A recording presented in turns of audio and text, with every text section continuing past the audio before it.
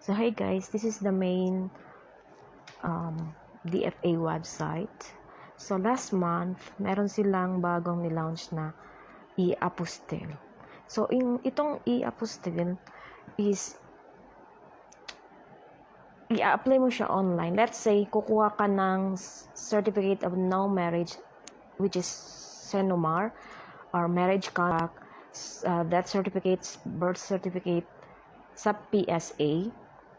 So instead of magkukuha ka ng separated, pupunta ka na naman dun sa para ipapa-authenticate mo sa DFA, which is yung apostille nga, diba? So ngayon, ginawa na nilang e-apostille. So mag-apply ka online.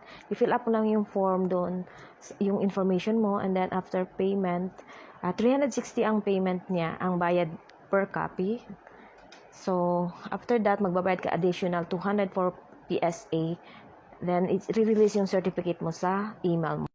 So, ito yung una mong babayaran, yung PSA CENOMAR certificate or birth certificate marriage. So, after that, mag-pay ka, lalabas itong new notification and babayaran mo ito. Ito yung e-apostille na payment, 220. Then, ayan, mag-wait ka na lang sa email mo, marireceive mo kung approve or what. So, isasend na nila yung e-certificate. So, pwede mo rin i-check kung legit. Mayroon din silang letter na nilagay doon. Bali 3 copies yun.